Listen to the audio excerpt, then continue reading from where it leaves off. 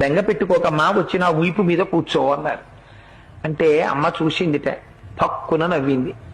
వానరుని యొక్క చేష్టితమును బయట పెట్టాడో. ఎందుకని?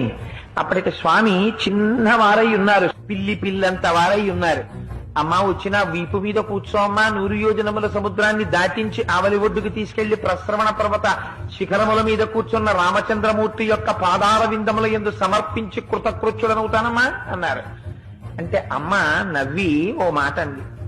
ఎంత మాట అన్నావోయ్ హనుమా, నువ్వే ఇంత స్వరూపమా, నీకో ఇంత వీప, ఆ వీపు మీద నేను కూర్చోనా, నువ్వు నన్ను తీసుకెడతావా, నీ వానర బుద్ధి బయట పెట్టావోయ్ అంది. అంటే పాపం అంతకు ముందు ఎవరి చేత అధిక్షేపింపబడి ఎరగడు మహానుభావుడు. అంత మాట నేసింది అమ్మ నన్ను, ఇదే నా స్వరూపం అనుకుంటోంది, నా స్వరూపం ఏమిటో అమ్మకి చూపించాలనుకున్నాడు. మెరుమందర సంకాశౌ భవౌదీప్తానల ప్రభ అగ్రతవ్యవతస్తేచ సీతాయా వనరోత్తమ.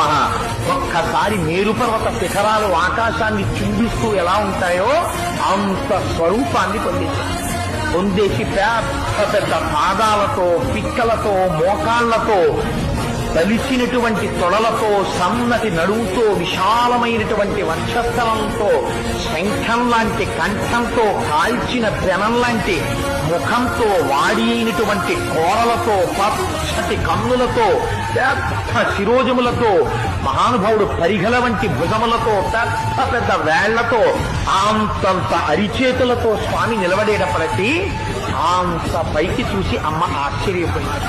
నాయనా, నాకు తెలుసయ్యా నువ్వెవరవో. 100 యోజనముల సముద్రాన్ని నీ దర్శన సామర్థ్యమును ప్రకటించి దాటి వచ్చిన రోజునే గుర్తించాను నువ్వెవరో.